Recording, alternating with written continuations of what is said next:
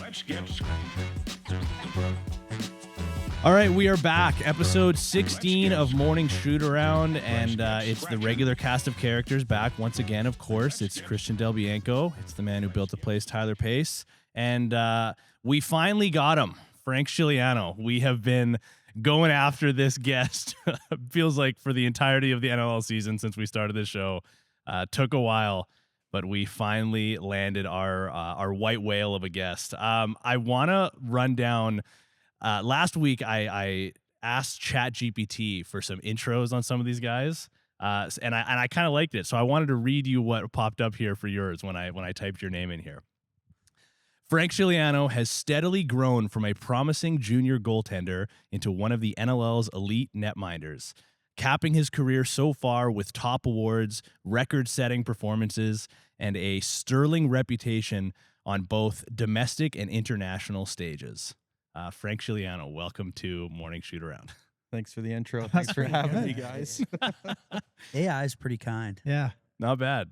I do always have to put in here though, like, tell me what you know about Christian Del Bianco, the lacrosse player. Like, I can't just put in. Yeah, just who's the fuck is that guy? Yeah, born in Sicily, 1963. So Frank, before we get into much of the lacrosse stuff, you're a new dad. How's dad life been treating you? Yeah, no, it's been great, honestly. You know, you don't really know what to expect, I think, for a lot of the young guys, right? You see, a lot of people go into parenthood and you don't really know what it all entails. But no, my daughter's 5 months now, and yeah, she's been nothing but great, and my wife's doing well, so we're just kind of enjoying it. And yeah, being a dad is nothing short of amazing, honestly. That anyone that's ever experienced it, it's awesome. Changes everything. Yeah, it felt like it was the season of dadhood, and then like the amount of churchy, same, right? And then all the wives tricked us all at once, right? Yeah, they just like, yeah, we're gonna raise the kids together, I guess. I think people are so, like, full disclosure, like Frank, you and I just met today. I've been around Delbs now for a little while. I think people are going to clue in that you guys are pretty close buddies because you guys talk the exact same. Like, you guys have the exact same mannerisms. We're just blue collar lads. It says blue collar. As it gets. Blue collar Italian goalies. Just hairy Italian goalies. Yeah, just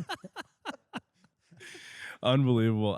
Okay, well, Frank, I wanna kind of start and go like chronologically a little bit here. So I want to go back to when you were a kid and you first started playing lacrosse. And I want to know, like, at what age did you commit to being a goalie? Or like, were you doing the rotation? Like, you start off as a player, and if that's the case, like, what kind of player were you before you committed to being a goaltender? Yeah, for sure. Starting out, honestly, I lived right across the street from a lacrosse box. So growing up, I was kind of, a typical Italian kid into soccer, and a lot of my buddies were playing lacrosse as well. So I'd see them over at the lacrosse box, and eventually it turned into me, getting a stick and trying to get into it. And I think my first year would have been novice, I guess. And I was a player, played C, and yeah, that was pretty entertaining. I obviously loved it right off the start. I was trying to get better all the time. I lived right across the street from Smith Box, and yeah, I think novice second year there's the Jack Crosby tournament, if that's right, and they needed a goalie. Like, Coquitlam didn't really have a goalie, and I played a couple times, and all my buddies were on like the A1 team, and I was kind of sitting on the house league, right? So they're like, if you want to be on the A1 team, you could play goalie. And I just kind of hopped on that opportunity and never looked back. Honestly, I just wanted to hang out with my buddies. There was probably a coach who's like, who's the 5'11" Italian kid in Pee-wee? Yeah, Frank's literally been this size since he was like 12 years old. It's crazy, right? And they probably thought, man, we got to get this guy. Yeah, just fill the net. Yeah, it's a pretty like good age group though that you got to grow up with there in Coquitlam. Like, a lot of NLL players and a lot of guys that have had success, obviously at like collegiate level, and then junior, everything after. What's like, what age group were you in? Like, who are some of the guys you grew up playing with? My age group, Wesley Berg was in there. Tyler Garrison was my age. Reed Reinholt, guys like that. There's not too many guys that ended up going pro, but yeah, being around those guys, like Christian said, especially the group up, like Churchy, Dinsdale, they had an absolute wagon of youth squad. So seeing them and then, trying to strive for that growing up was kind of what was going on. Obviously, this is a little bit of a jump, but in your junior days, you play almost your entire junior career with New West. Was that weird for you having to go and put on like a different color jersey, kind of a rival logo compared to Coquitlam when all of your buddies and you grew up playing for the Adanacs? Yeah, that was a little bit. It was a different time kind of for me, right, in my life, and even in the league. The intermediate lacrosse was quite a bit different than what it is now. So I think I was second year intermediate, and I didn't really want to play intermediate again. I think my team won everything that year prior, and then obviously Coquitlam Junior kind of had a wagon going, and it kind of looked like I was the odd goalie out, and I didn't really want to end up playing for Burnaby or something like that. Playing 4 years there. So I kind of forced my hand to New West, and maybe something I regret, maybe something I don't. There was a lot of good experiences there, but I obviously missed out on a couple Mintos with Coquitlam if I was able to stay there. So, I love all my time in New West. It's a great place to play, and pretty crazy. Yeah, I think it would be a really good place to play, right, Tyler? It's a good spot. Yeah. Yeah, I think Frank might look good back there. for sure. Yeah. You can't say that. I can. What do you mean you can? Because that's not tampering when I say it. I was gonna say, are we tampering or? No, no. Oh, no, back no. in New West. Okay. Yeah. Yeah, the New West days. He does look good on the wood floor, for sure. I mean, you're just right Team? back into the tampering. I'm just saying. I just remember. Like, oh yeah, that's funny. He would though. Yeah, just using memory. You said that you kind of forced the hand. Is that something that you want to like kind of get into? We talked a little bit with Curtis. What was that, episode 1? Yeah. Episode 1, we talked about with Curtis. you. Yeah, my situation. But I think like as far as I was concerned, Frank was like the OG of, and obviously Curtis, I learned later, was the OG, but Frank was kind of like, to me, he was the one that it was like, how the hell is Frank playing in New West now? And then sort of the rumors, I guess, came out, but I don't know that I ever understood or learned like the actual story from the horse's mouth. Like, is that something you're willing to talk about? Yeah, I don't really. It's in the past, right? So I don't think anyone can really do anything to us now. But yeah, obviously I found a bit of a loophole, right? Because I felt like, Coquitlam was going to trade me to Burnaby, and they kind of stunk, and I didn't really want to start my junior career off there. So I wanted to kind of go the next best option for me that I thought at the time. And obviously different people kind of talk to you and influence you in your decisions, especially when you're younger, right? You kind of maybe don't think everything through, but a couple people kind of told me, if you kind of change your address and you might be able to put yourself in New West. So And you're salmon belly. yeah, that was something that And then Tyler Pace was an Adanac. yeah, I think I lived on Ginger Drive in New West, and it was a little bit of different time. And a lot of my buddies, obviously hated me for that a bit too, because I was the goalie growing up, and then I kind of deserted them. But when you go to the junior level, there's a lot of good players that are there for a long time. So I didn't really think the junior Adanacs had Danny Lewis, and I think junior lacrosse is like the definition of one-sided loyalty. Like, it's like when they have to cut a hometown kid, it's like, sorry, like these are hard decisions. But then when a hometown kid like wants to go for a better opportunity or wants to be traded or something like that, it's like, where's your loyalty? You've played your entire minor career here. At the end of the day, like, they are kids making decisions, but they're just trying to do what's best for them or get better opportunities or get playing time that's going to lead to growth. And I think it's just funny to kind of hear the different perspectives of how like management and people who I do understand they're donating time, but they're very one-sided loyal. They don't feel bad when they're cutting somebody. They have opinions when someone's leaving. Goaltending is such a mental position. Like, a lot of guys have to be very confident and like very mentally tough, especially in a sport of like lacrosse where there are a lot of goals that are typically scored in a game. Was there a time when you were younger where you started to have the thought that you were better than a lot of the competition around you, that there was a legitimate opportunity for you to progress forward as a really talented goaltender? Yeah, I think growing up, right, I used to be a kid that always go to the senior Adanac games, and back then the WLA had just a talent through the roof, right? You see John Grant Jr., Snyder.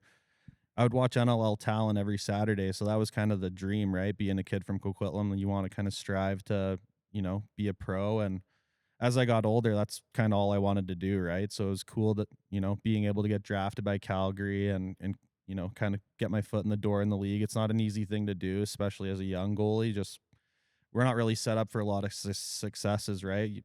In junior, you get to use the big stick, the big pads, and a smaller net, and then you go to the show, and it's a bigger net.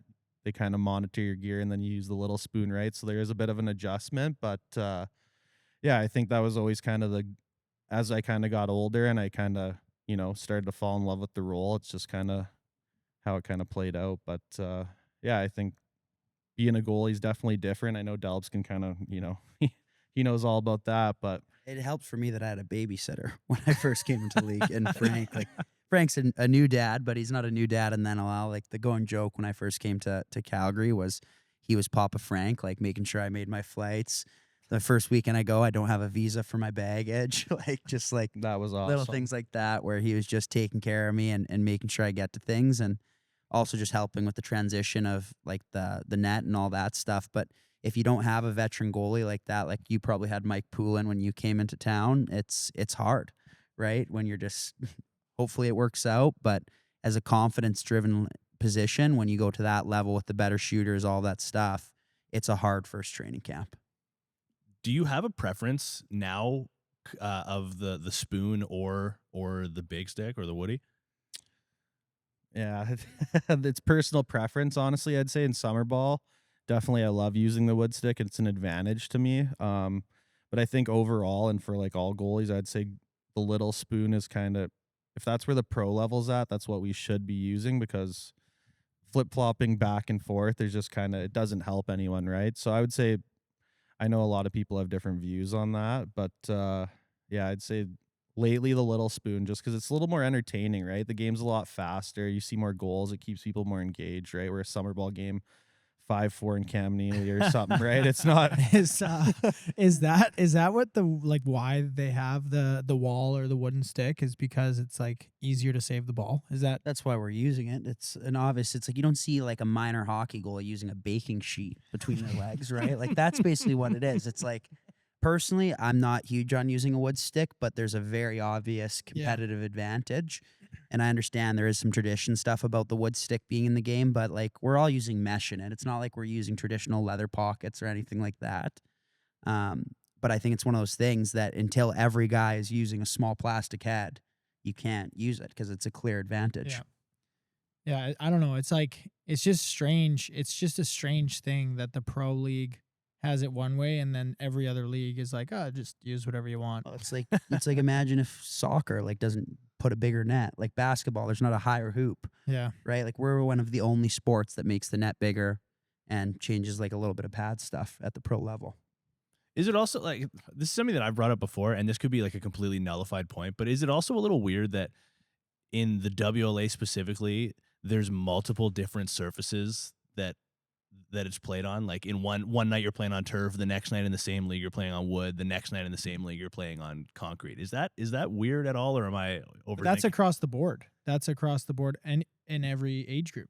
Like Poco has a turf floor that kids in novice can play on, and then Langley has the turf floor, and then Burnaby and New West have the wood floor. Like really, it's everywhere. Like I'm sure it's the same in Ontario where the young kids are playing on Peterborough's turf, and Six Nations turf, and then they go to, I don't know, Coburg and have to play on the concrete. So I think that's just like a lacrosse thing across the board. Yeah, I feel like it's probably normalized now. I feel like if a random spectator, like a casual sports fan, was like, oh, like what is summer ball? I don't know what lacrosse is, and then they go to multiple games throughout the week, they're like, what's going on here? Different surface every night. Why does Queen's Park have the Calgary Roughnecks floor?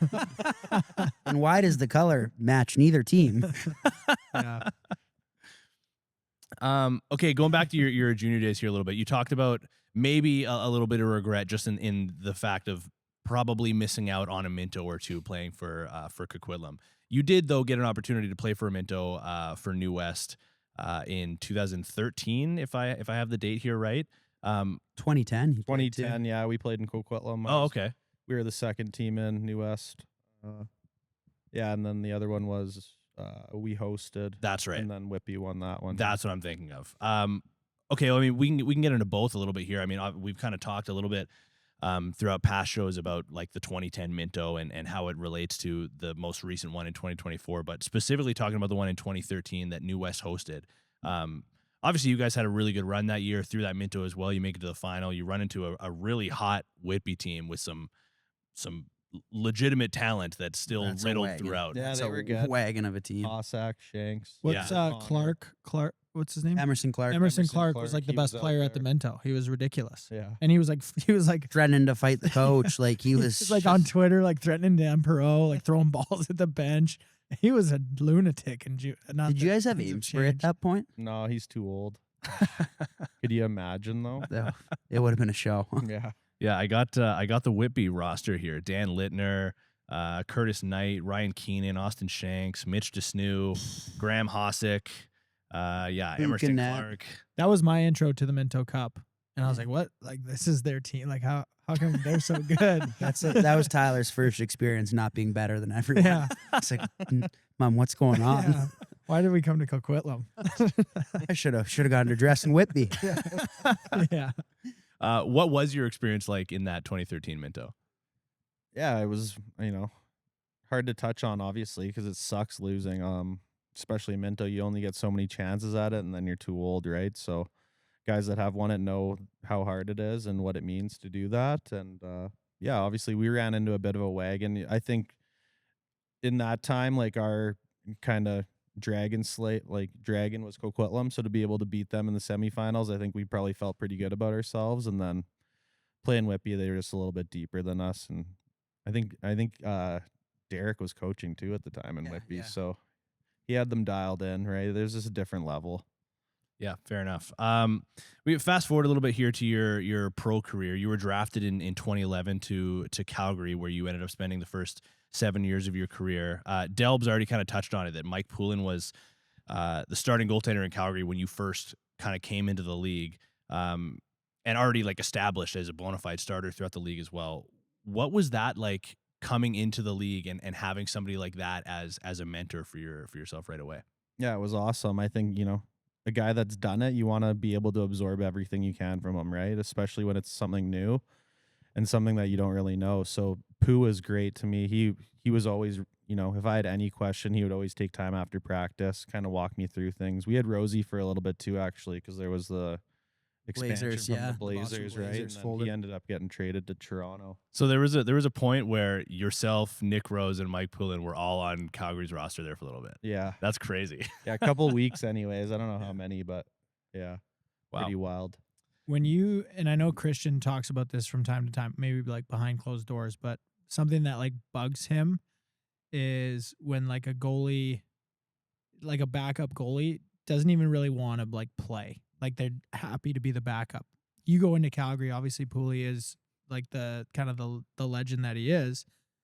Are you like happy to be the backup, or are you like, man, when am I getting in? Like, what's your mindset there? I think that's always kind of the mindset as a goalie. If you want to be a starter, you always want to play, right? So I think even being a young guy, I knew it was going to take some time before I was going to be able to get my shot, because that was kind of the league, especially back then.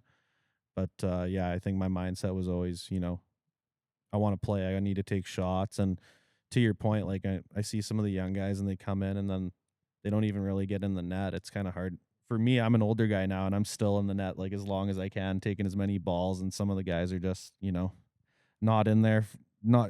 It's hard to watch like a third goalie, he's like, should be out there early for the boys and he's still in the dressing room, like, dapping up his wrist tape and Figuring it out. going through his starting kind of, routine to go out there and just get ripped on. But I think that's like the big like turn for some of these guys is like they go from being the man and junior, and then it's like, hey man, like go be the shooter tutor, like go in there, like show up like 3 hours early, and maybe only one guy's gonna be shooting, but you should be out there with him shooting. And I think there's a lot of guys that it takes like a year or a couple games into the league to start realizing that this is how this works and you pay your dues. And I was definitely like the worst case scenario for that. Like I think most guys in Calgary probably thought I was the biggest dickhead early on in my career because I was just some 18-year-old kid that's like, well, like, I don't even back up. Like, why am I here? But the longer you're in the league, the more you realize that like little things like that, like they contribute to winning, they help, and it's like a cultural thing that adds to the team. This is probably a question for both of you then. Do you guys, now that you're like bona fide starters, you've been starters for a long time, do you ever like worry when you see a goalie gets drafted, maybe to your team, or in Christian's case, like he goes in to Vancouver and O'Toole is like the young guy there? Do you guys feel like, oh man, like I might be in jeopardy because this guy's got like all the accolades, he's won a Minto, he's got this, he's got that, like he's the real deal? Or do you guys kind of know that it's just not that easy to come into the league and like you can't start right away? Is it like, do you guys have that confidence, or is there ever like the thought in the back of your head like, I might be losing my spot here? I think only if Delbs comes up behind you. Okay.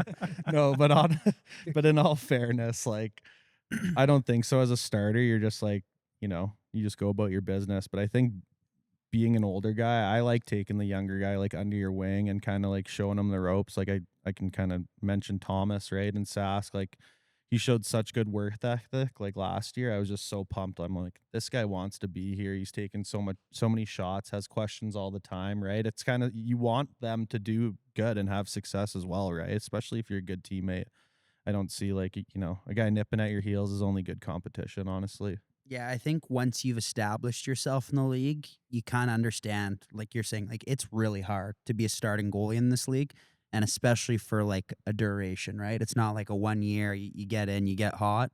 If you're in the league for 4 or 5 years as a starter, you kind of know what you're capable of, and you're so busy worrying about what you need to do to be successful that you're not worried about like, what if this guy takes my job? Like you're just trying to handle your business. You're trying to make sure if the kid has any questions, you can help him out, like little things, preparation.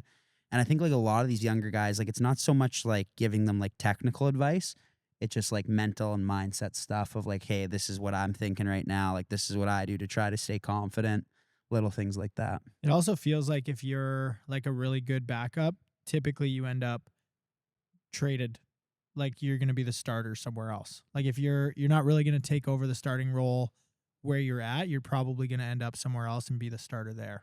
Like that's what I've been seeing over the past, I don't know, 5-6 years. I think it also has to do with like ages of players, right? Like in like Frank's situation in San Diego, even on how he got moved to Sask, right? Like being a franchise player, being free agent eligible, like stuff like that. Like it's so rare that a team in the NLL moves on from a starter because it's so hard to find another starting goalie, right? And I think taking that risk is something that I think most teams moving forward are going to be very careful with, right? Because you don't want to move on from a guy and then maybe your new goalie who comes in isn't what you expected, or maybe you're just kind of finding that next guy up. Not that San Diego didn't work out. Obviously, O'Riggs is another top goalie in the league, but across the board, some of the struggling teams, you can tell there's a lack in a certain position. Must be pretty intimidating though, knowing that you do have Keegan Bell nipping at your heels as a goalie coming up through the system. Hey, Beller. what was your reaction? Because obviously you must have been going through a ton of emotions when that was going on because you're awaiting the birth of your child. But also you must have had some kind of reaction when you look at the group chat or whatever and hear that he is playing the role of backup. Well, I think it was like day 2 at the hospital, right? We're kind of battling, and obviously hard not to be there with the team, right? But Sask was really good to me. Honestly, they understood the situation, and I thank them for that, because a lot of teams, who knows, it could have went a completely different way. But yeah, so me and Natalie are in the hospital, and we have the thing up on the iPad. And then it goes to the bench, and I see Beller like on the bench. I have no idea, because they never told me. Frank, right? like Frank's dealing with like more I'm important dealing things. with my own stuff, right? And then we're watching this in the hospital. We're like, what is going on? And it was kind of funny because I think Albany ended up rattling like 5 in a row or something. So then they panned to like Beller at one point, and he's like trying to stretch, and I'm like thinking to myself, I'm like, there's no way. You're not going in, Beller. Like, just tell Thomas to take a deep breath. It's gonna be all right. Like, And Frank's wife is like an all-time lacrosse rat now. Like her and her father-in-law or stepdad are like super fans now. They come to Sask, like they watch all of my games too. Like, so she's like so bought in. She's chirping people, everything like that. So she would have been pretty pumped up about that. Yeah, it was a funny one to sit down at the hospital and go through that one. That's for sure. You must have been pretty fired up for Thomas Kazik as well. What was your guys' discussion like after he grabs his first win of his NLL career? Oh, I was just pumped for him. Obviously, he's a great kid, right? And yeah, I just during the week I tried to do everything I could to kind of prepare him the best I could from afar. But for him to be able to kind of go through those ups and downs and then be able to find his real, and then he ended up winning 2 games in a row, right? So it's not an easy thing to do, especially as a young goalie, to come in and then make an impact right away. So just a testament to him. And Sask has a great young goalie down the road that's probably going to take my spot in a couple of years here for sure. What would you guys say, like collectively, the three of you guys, what would you say is the biggest jump from, like, Delbs, you just talked about a goalie in junior that goes from being the guy and then has to take on the role of playing backup or playing third string goalie in the NLL. What is the biggest jump for a goaltender from junior to pro? Like, is it just the size of guys, like the speed they're shooting at, the physical? Like, what do you think is that biggest jump? You want to go? Struggling. Like, I think I was a victim of playing for a really good team in Coquitlam, and then it got really hard. It was like, wow, I think my first training camp, like the first 2 sessions, I probably made 10 saves, right? So I think like it's not only the technical side of it of going to the bigger net and the smaller stick, but like the mental of like, okay, like now this isn't easy. Like now I have to kind of work through it and kind of really chip away at it. So I think just that ability to have a little bit of perseverance and kind of figure it out when your entire career has been a bit easier prior. Yeah, and especially when you're playing with guys that are all the same age, I think that makes quite a bit of difference too, especially in the NLL when you're like a young kid and you're going against the men. Like they got a little bit of different jam to them, you know what I mean? And Like just like wiser, like wise old man. Like Schatz, I found, used to always get me like that when I was young. Like he'd like float one short side high, and then he would just be like in the bar later that night, just like this was in warm up. He's scoring on me, and he's doing this in the bar. To me, like dropping his shoulder. had your shoulder like, dropping. Like, Schatz, man, like that was 4 hours ago. Like leave me alone. Nicest goal he had that night, maybe. Yeah, I don't know. Like, if you just consider, you watch like junior lacrosse. Obviously, these guys both played high level junior. They played in Mintos. Like you watch junior lacrosse, and it's like every team has a couple of studs on that team. And those guys, it's like, oh, look at this, number 1 in the country, number 5 in the country, whatever. Like you looked at the poll from last year, and Spolina's ranked number 1. But then there's like a bunch of guys on that team that are just junior A is like as kind of as far as they're going to go. They're going to play senior lacrosse. But then you get to the NLL, and it's like all of the best people from junior lacrosse go and play pro lacrosse. So like it's the net's bigger, the pads are smaller, the sticks are smaller, and it's like all of the best players playing together. So it's like, it's just from an offensive standpoint, it's like, oh, all I have to do is like pass the ball to Dane Dobie and I get an assist. Like it's pretty, it feels almost like easy to get points in that level because everybody is so good. Yeah. Also, when me and Frank went, like Frank probably there was even less teams probably when he came into the league, but there was only like 8 teams or 9 teams when I came into the league. So you got to think like that drops the pool drastically of the quality of players in the league. Like there was not a single O guy in the league that wasn't a top end player. Yeah, like you see it this year with Fort Worth going down, and last year, not to say that games were like easier, but there were a couple cupcakes on the schedule. And then this year, like you lose one team, 20 guys are out of a spot, so the league is diluted by 20 less people, and it's like every game is kind of a nail biter. So it goes to show like what that one less team does for talent. And if he's coming in the league with 8 teams, like you can only imagine how good everybody is at that time. Yeah, I don't think if you weren't a first round pick, like you weren't making a roster back then for like years. You were just an extra expense for training camp. Yeah. Get you out on the floor. Just a We're box. drafting all Calgary guys. Well, why'd we do that? And cheaper flights, right? Like that's like honestly though, like that's part of our league that like logistically when it gets to like, I think there was a year that Georgia in like the 6th or 7th round like just we're not picking. Like they just deferred. Like they said we don't need to fly another person to training camp. Like that's a thing, right? So crazy, but it is a logistical thing. If you don't, someone's not going to make your team. Why bring them in? Why waste their time and why waste the resources? Yeah, fair enough. I've always wanted to ask goalies, so this is another one that both of you guys can chime in here, because in present day there are a lot of the younger goalies coming up through minor and through junior. There are goaltending coaches available, and there's coaching programs that are specific to goalies that are available. And myself, like I don't know, like maybe you guys tell me, I never really noticed that much of it when I was playing minor, like growing up through, not that I was a goalie or anything. It's just, I didn't really notice it ever. And now it's something that I feel like it's pretty common to see. When you were growing up, Frank, like, were you kind of left to just figure it out and get good on your own? Or did you have some sort of goaltending specific coaching as you transitioned from junior to the pros? Stop the ball. I don't know. Be better. Be better. I That's what need the you. coaches I would need tell you to you, do this for honestly. me. No, And walk away.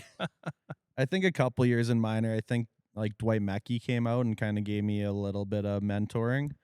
But other than that, like it was sparse. Like I don't think I had my first goalie coach till I went to Calgary, and that was a good experience for sure. Yeah, it's a big difference maker when you have a good goalie coach, and it's kind of like a secondary accountability and just somebody to watch stuff and watch it from a different point of view, right? Because it's hard as a goalie in a position where you're trying to be confident to like go basically shit on yourself in film, right? So when you have somebody else that can do that for you, it makes it easier for you to just be in the mindset of I'm confident, I'm good, like step to the ball, that kind of stuff. And then even in games, right? If you have a guy that you can have on the bench, like I know having T Rich there for me is massive, right? Like he's a guy that when you're kind of a little too emotional or a little too high strung, that can pull you back in. And I think it's a position that now is starting to get more attention as lacrosse is kind of getting a little more funding and different resources and different places you can go.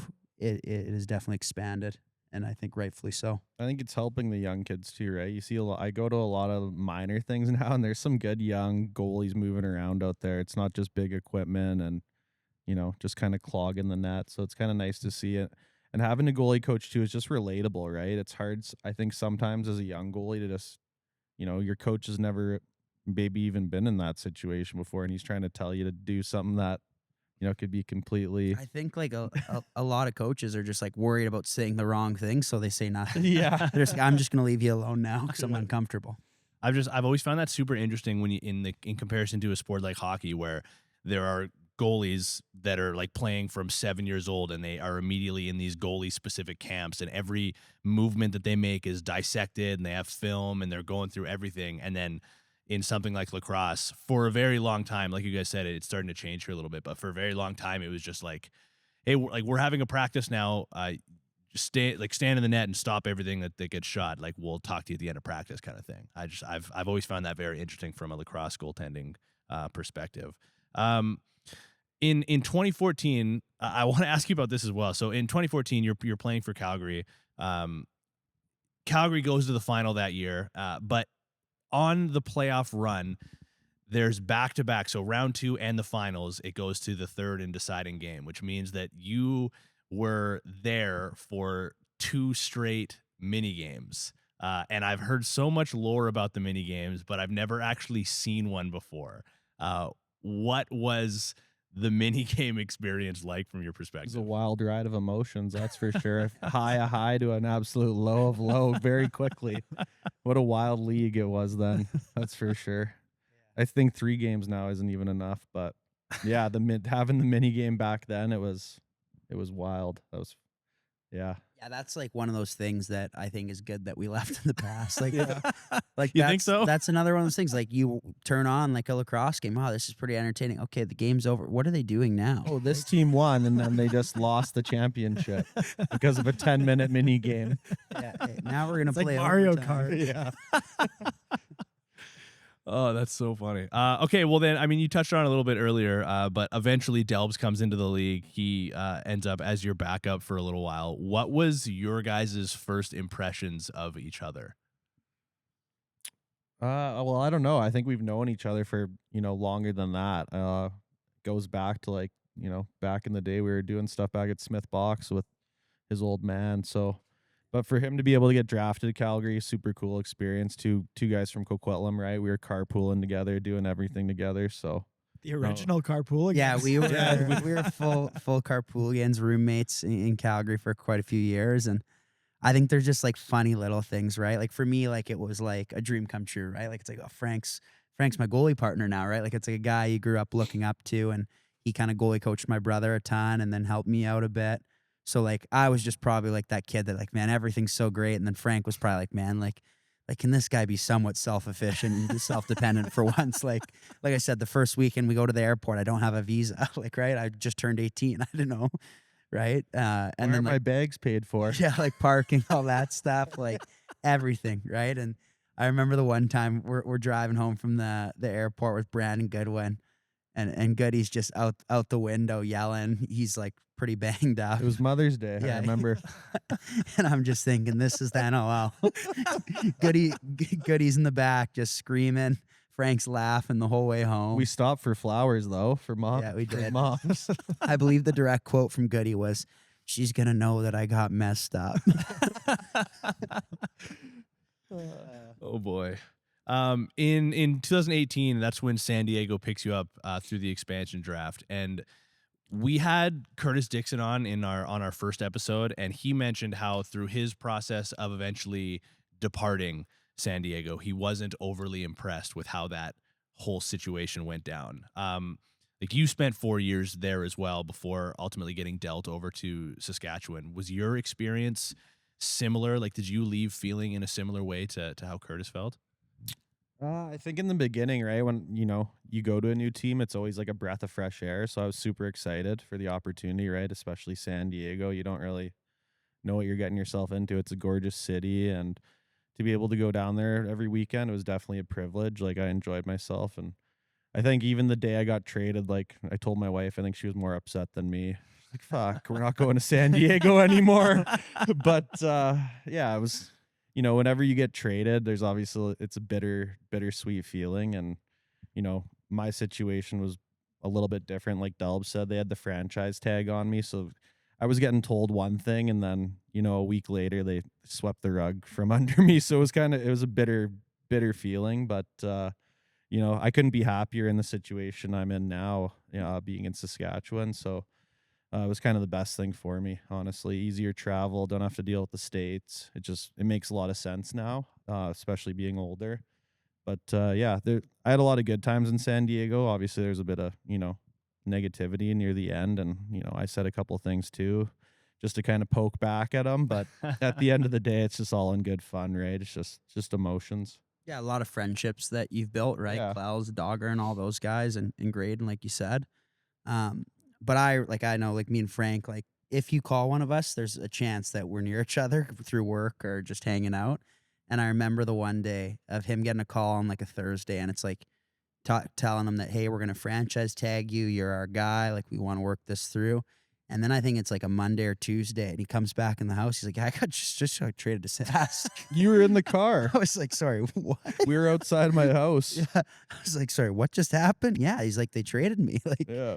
And you went from like San Diego was like it's like, okay, San Diego's going to win the championship this year. It's like, oh, okay, they didn't win. They're going to win next year. And so you went from that team to a Saskatchewan team that was like clearly in rebuild mode. When you looked at that roster, like the day you get traded or whatever, whenever you got around to looking at who's on Sask, were you like, man, I don't really want to be a part of like a rebuild, or were you like, yeah, up for the challenge kind of thing? At first, I was like, I'm going to the goalie graveyard. I think they had like the revolving door of goalies over the last, like, I think after Kirky, they didn't have like a stable guy. So for me, it was kind of like, am I just going to ride off into the sunset here and my career is going to kind of end, or are we going to kind of, take the next steps? And obviously there was growing pains last year with, I was new to the team, and they were building a great squad. Like Derek and Jimmy do a lot to try and, bring in good guys, and they've been working for a long time to make that roster better. And obviously, they needed a goalie. So being able to find me, and they put and instill all the confidence in the world in me. And I think that's what kind of makes the situation better as well, right?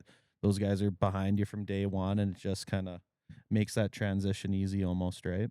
I think that's one of those trades that worked perfectly for everyone. Like, I think San Diego was able to move on smoothly. They got Rubes, and then if you're Sask, it's pretty hard not to be happy with what's happened in the last 2 years since then. So, and I think for your career, it's been a kind of a breath of fresh air, like you said. You're playing with this confidence and a young defense that seems to be buzzing around you. Confidence is an interesting word as well, because I was reading a quote, like just refreshing myself on the whole trade and how you ended up there. And like the big quote that stuck out to me was from Derek Keenan, and he was talking about how like our goaltending is solidified now. Like we are good from this point forward. Like that has to have instilled a ton of that confidence in you from pretty much from day one. Yeah, that was the message, right from day one. They're like, you're our guy.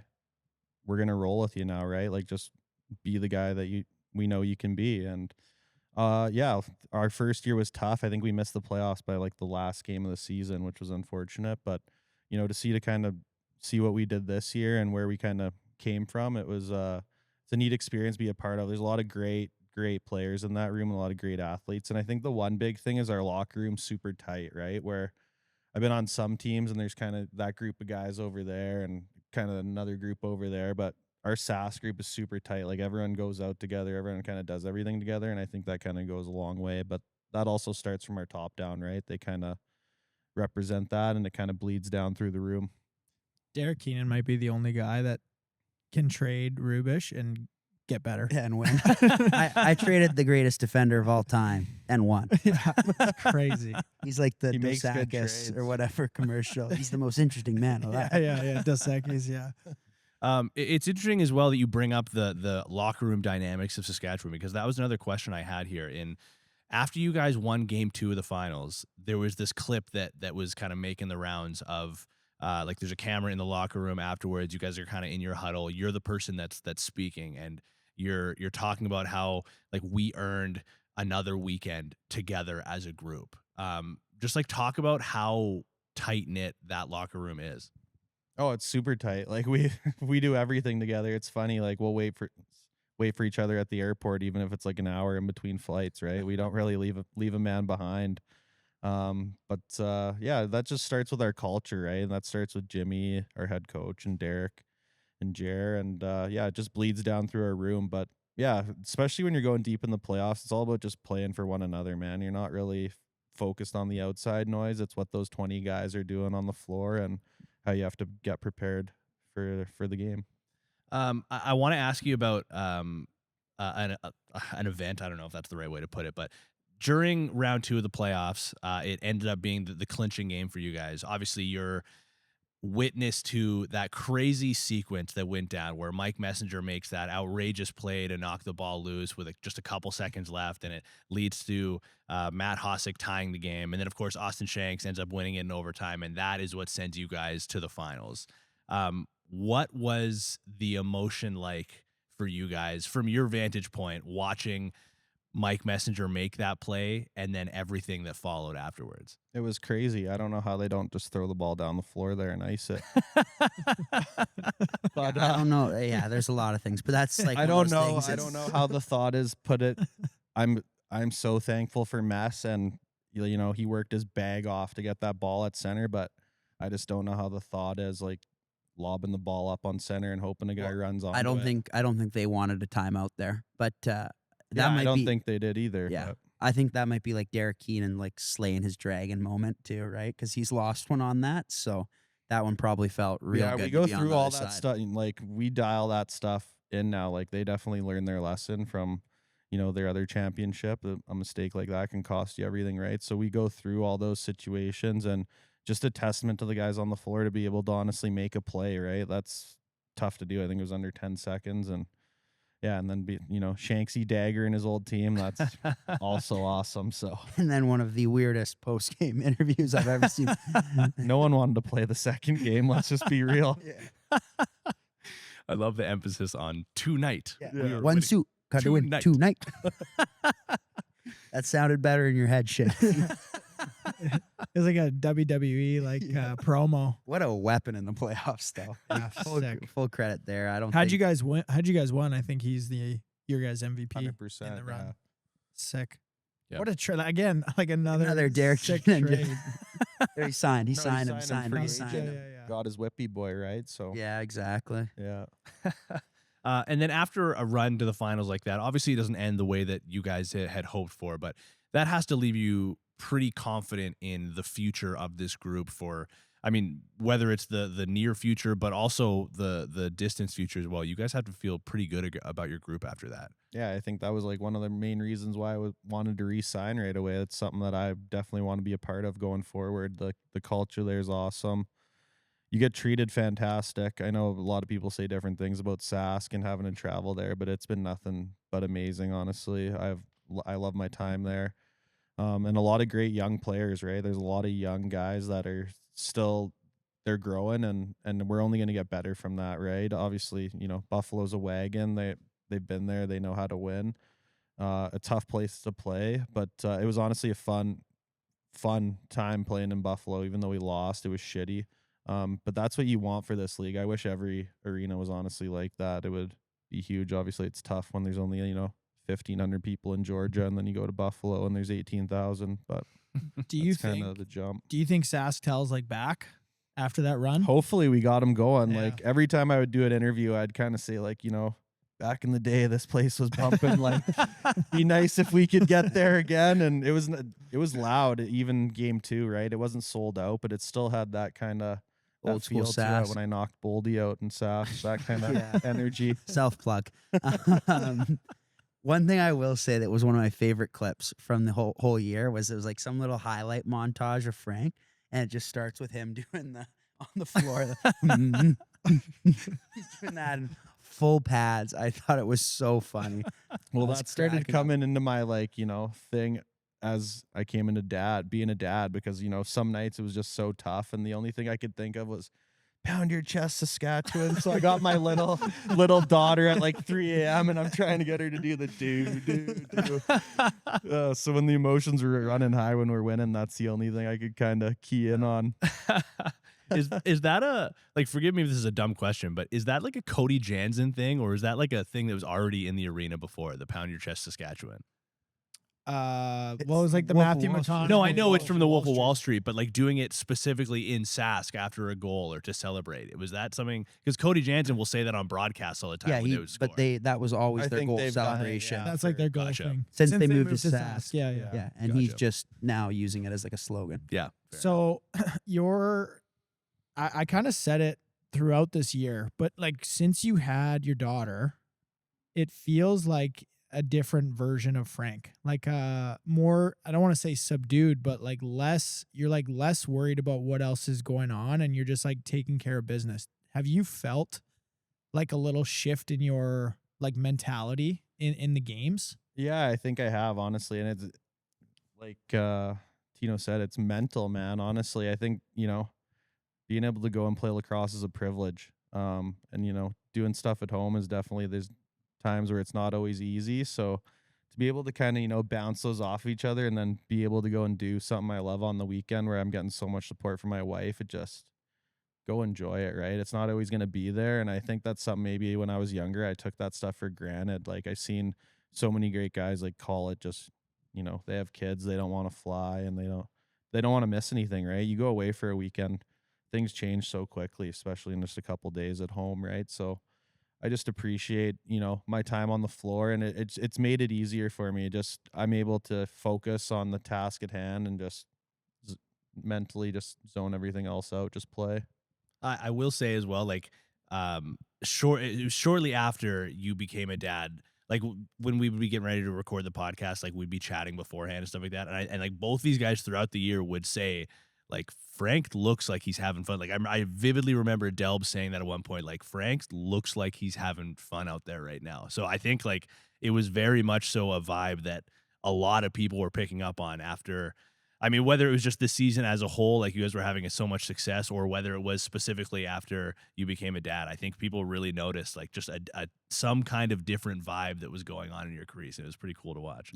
Yeah, I think to your point, just having fun, right? It goes a long way, especially when it's going your way. You just keep kind of rolling with it. So I think it was fun though, right? Like, and I think as a guy who obviously played with Frank and is like very close friends with them, like it's nice kind of early in the year. I think when I was sitting out and I was watching a lot of lacrosse, like I'd text him, like, man, like you're just playing, like you're hot, like you're Frank's so hot right now, right? So I think it's kind of when you get on a roll like that, especially as a goalie, and you're locked in, and kind of what we're saying about focusing on like the stuff that actually matters, like it's huge, and it's hard to get a guy out of that, but it's also when you're on the other side of things and stuff's not going well, it's hard to get back into that zone. Yeah, like there's so many games just because like I'm trying to score goals. Frank's trying to stop me from scoring goals. There's so many games I can remember where it was like you kind of knew if you had Frank a little bit when he would start like giving it to you, or like you kind of get close to the crease and he's giving you like a punch as you go down or something, something like that. But this year it was just like different. Like it wasn't as much like giving it back to guys or giving it to guys at all. It was more like, yeah, like I'm just a dog. Like I'm just going to win this game and there's nothing really you can do about it. So yeah, I kind of said it. I said it a lot of the times on the recaps, I think, like goalie of the year. And yeah, I thought you had an amazing season, and testament, I don't know, maybe to your daughter, like maybe you owe it to her or to your wife, but yeah, you had a heck of a year. And yeah, it's just, I miss the old Frank a little bit as a player. Yeah, see me chirping's definitely a spectacle too. So it's hard for me to kind of keep my mouth shut all the time. Last year we played. I think it was last year in Sask. In Sask. Oh, we went. Oh, so I'll explain it. So we play the Friday night in Calgary. We win. We go to Sask. We lose. Pacer hits about 17 posts. It was in the crazy. third. Frank robs him on a breakaway. And then Frank's like, he's talking his shit. And then like me and Pacer are just snapping on Frank, like full snap show. Me and Frank are going at it at center, like during, like they're up like 3-4 goals. The game's over. And then whatever. And then I remember Jimmy like comes up. He's like, man, like, why were you yelling at Kaiser? I was like, I wasn't yelling at Kaiser. I was yelling at Frank. He's like, what? Like, aren't you guys like working on his house and like friends? The picture, like TSN posted the picture of them like working on Frank's house. They're giving it to each other at center. And then his father-in-law, or Nat's stepdad, Dana, he kind of sends us a message after the game because he was in town. He's like, hey guys, like obviously I saw what happened, but can we go to Cactus Club? Still have a couple drinks, or you guys still hate each other? You gotta believe. Yeah, so we're in the lobby, and like everyone on both teams just sees us in the lobby together after that. And they're like, man, what is wrong with you guys? And that's especially me. And then like that, just like even like Dobes is like that. Dane Dobie, like you play him in the summer after being teammates with him. Dobes has no friends in the summer. No. And that's kind of just like the way the league is. But I remember that one pretty good, that me and Pacer were just fired up, screaming. You guys needed that one to get in. Yeah. There was a lot on the line. So both many of our posts. seasons. I had so many posts. But he robbed you. The breakaway, yeah. I went fake and then far side. He went like full chicken wing. I was like, you gotta be kidding me. And like as I like dove as I'm getting up, he's like, yeah, you like that pace? I'm like, fuck off, man. The other one I remember, it's so good. It's Frank has this move. It's like accidentally on purpose. He like falls into the back of his net and like pushes it off its moorings or like off the magnets or whatever. Yeah. And You shot it. I shot it. So there was like This was in Calgary. I in remember Calgary. this one, yeah. So there was like a shot rebound. I get the rebound. Frank accidentally on purpose falls into the net and like knocks it off. This is being unathletic. And I throw the ball. I Into throw the the net. ball into the net. So the ball goes into the net. The refs call goal and then they review it. But because the net had moved, the ball didn't cross like where the goal was line. originally. So they go to the overhead. Where the magnets were. and the magnets weren't there. Yeah. The So new they rule we learned. called no goal. And then Dane and Curtis were so pissed. They like moved the net into the corner. And they're like, so what? If the net's over here, we're not supposed to like shoot at the net? Like, what are you talking about? Our whole lives, it's like throw the ball in the net. Now we're not supposed to throw the ball in the net? Oh, So man. good. What a league. Oh my God. Good times. Where did you learn that accidentally on purpose move that you do? Probably then. Like that was probably accidental. And I then never. From there on, he was like, falling I got to do this backwards more. Isn't huge for me. Yeah, that's, this not, isn't- that's not good when you're seeing. Hey, when that. I'm in trouble, I should just fall back. Yeah. This is actually a good segue because like you guys talk about Dane Dobie, and Frank, you're somebody who has played a lot of lacrosse over the years with Dane Dobie, and I was prompted before we started recording that you have some pretty incredible Dane Dobie stories, and I'm sure that not all of them can be spoken onto a recording, but I'm wondering if you have any Dane Dobie story, maybe stories plural, that you would feel comfortable sharing on the podcast. Jeez, I don't know if we're gonna go into that. Not today. Yeah, not on the pod. No. We got to get Dane on. Yeah, he would be Probably fun. doesn't even know we have a podcast. No. Okay. Well, the next one that I want to ask you about then is from last year's President's Cup, because you were playing for Standing Buffalo, if I remember correctly. And by the end of the tournament, like I remember me and Teddy were kind of laughing by the end of the tournament because it was like game after game after game after game. Like you're getting peppered with like 50, 60 shots a game. 70. Yeah, 70 shots a game. Like you're not getting any relief. You're not really getting pulled. And then I think it was your guys' last game of the tournament. Finally, you get pulled from the game. And from my understanding, you immediately went to go shower. And the backup, Teddy Uzichapi, I think is how you say his name. Tappy. Yeah. Separated shoulder. Yeah, he had an Broken injury. collarbone, I thought. Yeah, I heard it was a think that broken time it collarbone. was the knee, Yeah, but Tommy John. So finish that story for the people listening. I had my Roberto Luongo moment. Honestly, they I think we called a timeout or something, and then our coach was just like, "Hey, like we're gonna put the other goalie in. He might not, get back to Prezi or whatever." And I said, "Yeah, that's all good." I kind of finish up with my punishment for the week there, and yeah, so I ended up going to use the washroom, and down in the Ladner there, the steps are pretty steep, and our dressing room was right there, and I'm kind of doing my business, and all of a sudden I hear, "Here comes Teddy, you better get ready to go back out there." And I'm like, I got half my gear on, I'm going to the washroom. I'm like, just call the period. Like, well, I'll go back out for the third. I need a minute here. It was so funny because so yeah, we heard that he had a broken collarbone, and I remember Teddy talking about it a ton on the broadcast. Like, that's incredible. This guy's playing through a broken collarbone. Like, unbelievable. And then the next day, somebody from the team came and delivered like a pamphlet, like a whole write-up about the bravery of this guy playing through this injury for us to be able to read out. Like, it was like a 3-page thing about this guy's, how courageous he is and stuff like that. And like, Teddy was just so fired up because he was correctly pronouncing his last name. And then yeah, that whole game situation happened. I just remember like seeing you pop out of the tunnel and like somebody's like, I think he was in the shower. Here we go again. I was ready to call it. I just Meanwhile, Shatz is in the stand just kissing babies. Yeah. How's everyone doing? Like, Shatz got his 4 games in. Yeah. Curtis wasn't even at the rink. And then the last story here that Delbs told me to ask you about. He texted earlier saying, tell Frank to tell the Kool-Aid Man story. Oh no. Yeah, I guess so. Yeah, so obviously there's like hazing and stuff, especially at junior lacrosse. So we had our rookie party, and I think at the time I was like working at Home Depot or something. So I worked, and then I was late to the actual party, and it was at like Scott Rouse's house, so like a big acreage out in Langley. We're kind of get wild and not get in trouble. So I show up. Don't really know many of these new West guys like too good yet, right? Because I'm kind of a new guy on the block, being a Coquitlam kid. And trying to think who some of the other rookies were. But me, I think it was Keegan Ball, Yeah. another guy. Wasn't Irvs the vet? Yeah, Irving, and there's lots of good vets, I guess. But so they take me to like the shed anyways. So I have no idea what's going on, right? I think they taped me to a tree first, and then there was like 2 2-6s taped to my hands or something. So we went at Dig into the those. tree when you finish. Yeah. And then they're like, okay, like we're going to put you in your outfit, because everyone kind of got an outfit or whatever, right? So they take me into like the shed, and they find like spray paint. I'm not kidding you, like actual spray paint. They're like, get all your clothes off. So I like gear down, right? I'm like 18 years old, and they start spray painting me. Like, I'm not shitting you, like all red. There's a picture of it somewhere. It's not a pretty one, but it's somewhere. And so they're like, oh, you're looking like the Kool-Aid Man. So they ended up I was all red, head to toe, spray paint. and then spray painted the smiley face into my gut.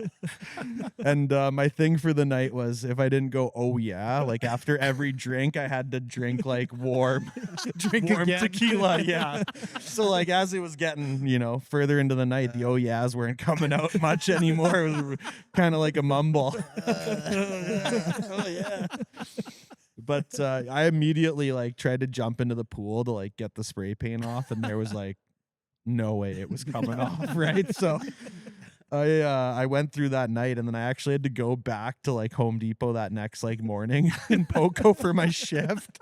Yeah. And there was like red flakes everywhere. There was Like, so much in my Where's all the ears. red spray paint, Frank? And they're like, what happened to you? Like, it looked like you got tortured. And I was like half of a shell of You're the like, "Oh, person yeah." I am. Oh yeah. That's all he can say. Yeah, it was pretty good. I don't think you're allowed to do that anymore. No. That's for sure. Also, probably in general, shouldn't spray paint a person. Yeah. No, it's pretty ruthless. Yeah. The good old days, eh, Frank? Yeah. The good old days. Not a lot of thinking then. Yeah. Okay, well, I got a couple more things, or a couple like last minute things here, unless you guys have more Frank specific content that you want to get into. No? Okay. Yeah, Ty over there will wrap things up pretty quickly. He's almost asleep on the turf. Quick thumbs up from Jamie behind the camera. I wanted to hear your guys' take, or hear if you guys heard this clip of Zach Currier mic'd up in the PLL. So Frank, if you didn't see it or hear it, Zach Currier mic'd up playing for the Philadelphia Water Dogs in the PLL. He's in the penalty box. He's upset about something that's being reviewed, and he like lets out. He's like, you can't just review everything. This league is a joke. This is a joke league. And then Bill Tierney is the coach, like calming him down, and it sounded like the most disappointed father. He's like, "Hey, would you relax?" No, it's He's not. like, say anything but that, Zach, please. Paul's Lacrosse League. Yeah, the Paul LL. But if you know Zach, like that's Zach 24/7. Like playing with Zach, it's like he's going 200 miles per hour 24/7, and like something happens, and it's just anybody in sight sees red. So high strung. Yeah. He's so high strung. He like can't. There is no like in between. There's no calming him down. You And need then to, like, off go the find- floor, he's like the most kind of docile guy, like friends with everybody, just kind of go with the flow. And then as soon as he puts his helmet on, he just tweaks out. Yeah, you almost like have to have Josh Courier there to calm him down. It's like, Josh, you got to go talk to him. Like he's having a moment. Yeah, he's having an episode. I wonder if any summer ball teams texted Zach after that just to be like, "Hey, if you're interested, like if you're done with that league, Six Nations." I bet he's gonna get some sort of like a pee whack from Probably. from Paul himself, because that's not. But that's like the reality of good. miking up everything. Yeah. Like, I'm sorry, like NLL, like when they mic guys up in games, like we're just asking for trouble. Like guys say stupid things, right? Like they don't like mean it to that severity. But it's also like in the PLL where like they find somebody for throwing a crazy hit or fighting, but then they post the clip 7 times. Yeah. It's like, so make up your decision. Are you upset about this, or are you using it as a social media Yeah. stunt? Well, wasn't there something in the NLL earlier this season where it was like a contest for a fan to win or fans to win, where they got to like hear like somebody in a game was being mic'd up, and it was like unfiltered, and a fan got to like. I'm sure they had to sign something like an NDA. Or something. That's a career I ender. forget what team that was. Like I want to say it was Albany or something like that. But I just remember seeing that and being like, "This feels like a terrible idea. Like something is gonna go wrong here." The other thing, just while we're kind of going at the PLL a bit here, I saw something about a certain ref in the PLL. Like he's kind of known for being like a media personality now, where like he gives it back to players. Matty Palem. Yeah. Like that is BS. Like you should be a robot as a ref. Like the best ref is like one that has zero emotion. Like your job is to be so like unbiased. You're just there. And I think like he's becoming kind of this sideshow where like he's like giving it to players and stuff, and the league's like pumping that out. Like I don't really understand that. People loved him in the early days of the PLL. I think people thought the antics were kind of funny and like whatever. And I think people have gotten pretty sick of it in that it feels. And to be clear, like I don't watch the PLL anymore. Like I've kind of like outgrown it. But it He watches does. strictly the WLA. Yeah, that's right. WLA, yeah, right. I'm just junior lacrosse. See. I'm just junior lacrosse right He now. doesn't get paid to watch WLA, just junior. But Continue yeah, on. I think that people are pretty like it feels very much like the Matty Palem show. That's the impression that I get from people that are. You should pretty watch tired of Bill Tierney, Matty Palem, like going at Bickering? each other. It's so good. Coach T is the Coaching the funniest ref, eh? guy ever. He's so hilarious. I don't watch a lot of PLL, so this is out of my loop. But Yeah, to be honest with you, I haven't watched a game of PLL since like the first year of it. Yeah, I watched it a bunch during like COVID because that's when I first started writing for like Lacrosse Flash, so I had to watch the games to write recaps, but I haven't tuned in. And I just watched Zach Career highlights and repost. Yeah. and just Zach Career mic'd up highlights. Yeah, just look what Zach did today. Yeah, he's a freak. This league is a joke. That's everything I got on my notes. Coach T is like, no, it's not. Relax. It's fine. You're just So good. upset. No, it's not. He's so good. You guys got anything else last minute before we wrap things up here? No, was that the debate thing? No. Okay. Well, I have the debate, but Okay, I'm anxious that it's Just get it out. okay. Let's do it. So this has been an ongoing and very heated debate between myself and one of my buddies that I've played with for like 10 years.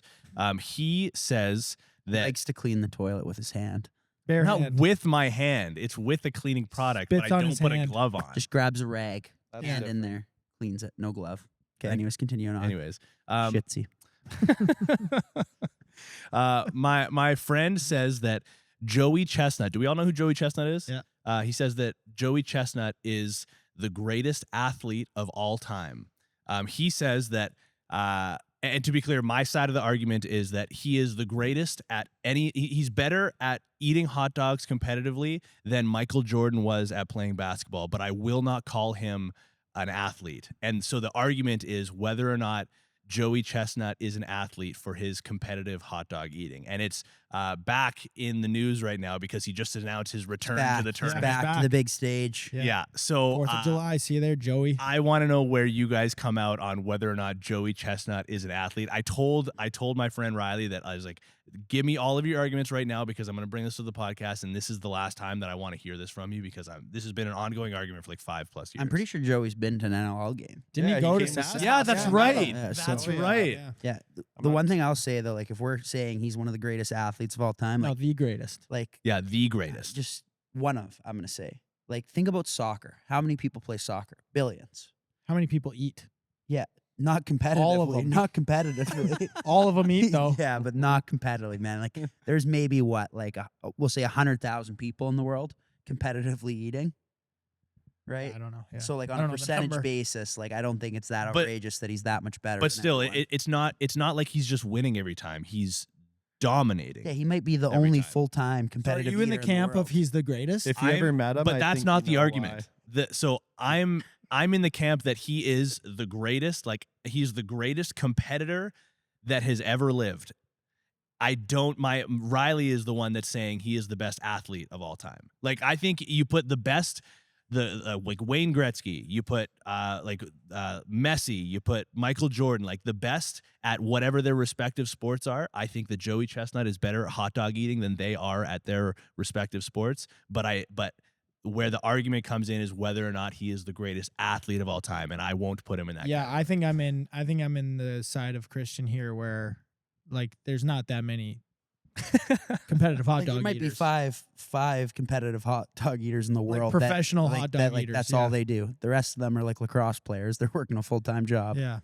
Yeah, I think it's like there's less people. Like per capita, he's not the greatest. Not Yeah. too sure who wants to drill 100 hot dogs repeatedly either. Yeah, no. He's just got that dog in him. Yeah. Yeah.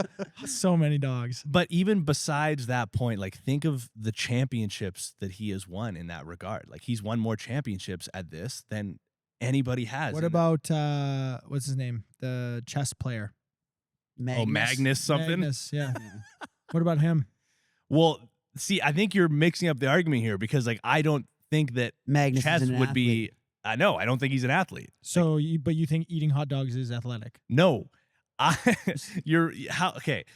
The argument here is, It's the same category. So if we say chess isn't a sport, then eating hot dogs isn't a but sport. I'm not on the side of Joey Chestnut is the greatest athlete. You think he's That's the the greatest argument. competitor? I think he's the greatest competitor. Yeah, yeah. but we Chess just is a said that- competition. yeah, so we think Magnus is the Yeah, greatest but- competitor. You just said athlete.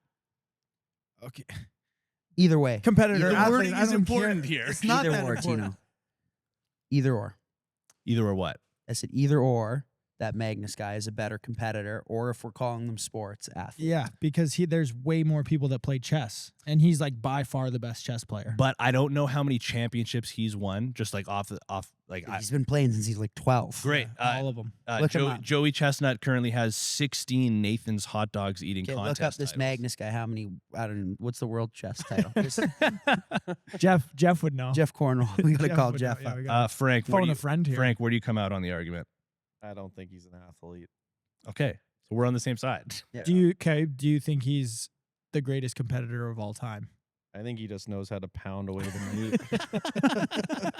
I think he did like 80 mini donuts or something during a Yeah, it's 10-minute just- One stretch time- at Sask. It One was pretty time I went wild. to the Cat and Fiddle pub. It's like a place down the street here, and I don't know if they still do. They would have 25-cent wings on Wednesdays, and I went with Pete Dubinsky and Pete the Big Meat. Fish and Big Fish. Darushko. That's an all-time.